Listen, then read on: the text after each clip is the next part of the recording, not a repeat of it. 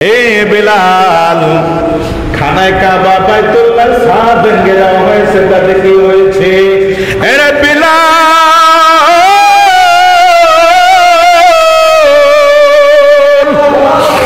আমি এমন একজন নবী যার কারণে আমার আল্লাহ খানায় কাবা বানাইছে। টেনশন করার কিছু নাই, চিন্তা করার কোনো কারণ নাই।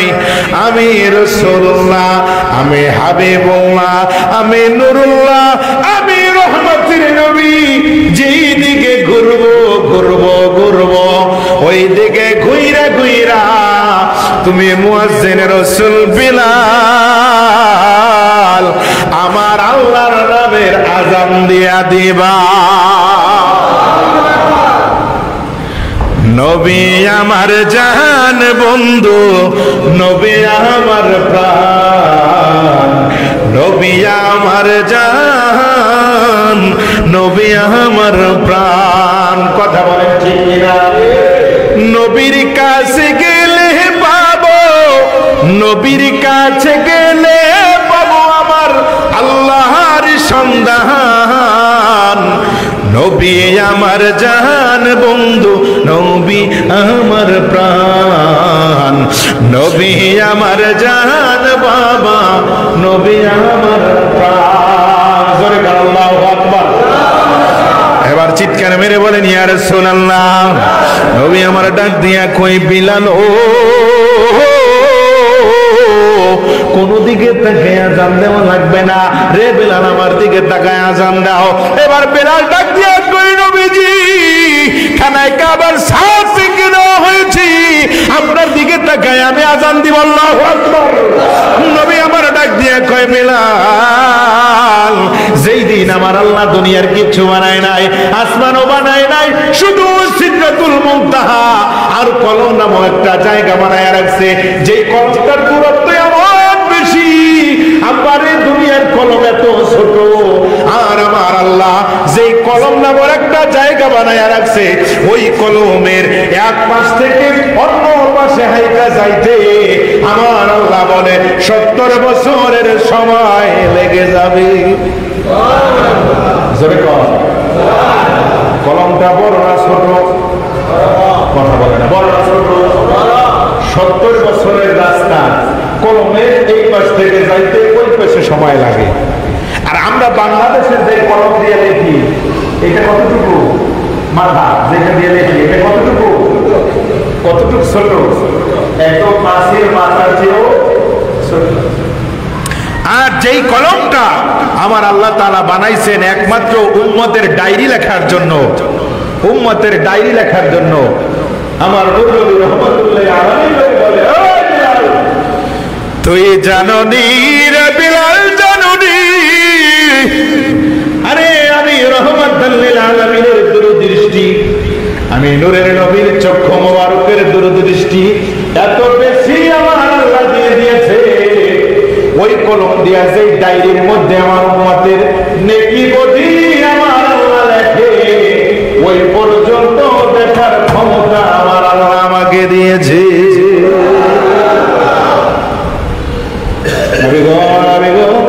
ও নবীজি, এবার আমি জানতে চাই নবী গো, আপনাকে আমার আল্লাহ খানায় কাবা এর চেয়েও বড় দামি বানাইছে। আমার নূরের নবী কয় বিলাল শুধু দামি বানায় না, আমার আল্লাহ সুবহানাহু ওয়া তাআলা ওই যে কলম সৃষ্টি করেছে, আমি রাসূলুল্লাহর এক ফোঁটা ভাগকে আমার আল্লাহ 70টা ভাগ কইরা এরপর একটা জাররা বানাইছে।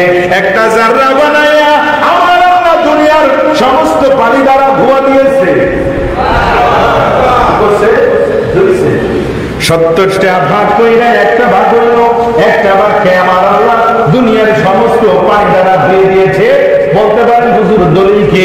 আমার আল্লাহ এবার বলেন লাউলা কালামা খলাকতুর রুবুবিয়াতি, এরপরে আমার আল্লাহ কোরআনের মধ্যে বলেন লাউলা কালামাল বাহরু মিদাদাল লিকালিমাত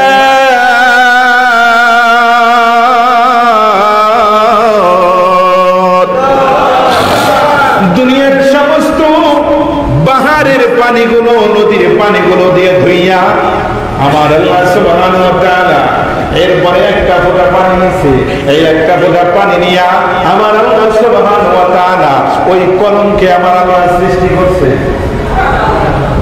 সুবহানাল্লাহ বলবেন না? কত চমৎকার কথা! নূরের নবীর ঘাম মোবারকে একটা ফোঁটা ঘাম মোবারক নিয়ে সেটাকে 70টা ভাগ করে একটা ভাগ সেটাকে আবার পানি দিয়ে ধুইছে। তার কারণ কি? এত নূর, এই নূরের তাজাল্লি যদি এই কলমের মধ্যে দেওয়া হয়, কলম বাষ্প হয়ে যাবে, সহ্য করতে পারবে না। এরপরে আমার আল্লাহ বলে এই পানি দিয়ে ধুয়ে এটার পাওয়ার কমায়া এরপরে এইটা দ্বারা আমি বানাইছি কলম। এবার বেলাল ডাক দিয়ে কয়, নবী গো, নবীজি, তাহলে কলম হয়েছে আপনার কারণে। নবী আবার ডাক দিয়া কয়, বেলাল, আরে শুধু কলম কেন রে, আর খানায় কাবা কেন রে? বেলাল রে, দুনিয়া দুনিয়া হইতো না, তুমি বেলাল হইতো না, আসমান আসমান হইতো না, খোদ আমার আল্লাহ লা ইলাহা ইল্লাল্লাহ এই দুনিয়ার জমিনে প্রকাশ পাইতো না যদি আমি আখিরি জামানার নবী মুহাম্মদুর রাসূলুল্লাহ সাল্লাল্লাহু তাআলা আলাইহি ওয়াসাল্লাম দুনিয়ার জমিনের মধ্যে শুভ আগমন না করতাম।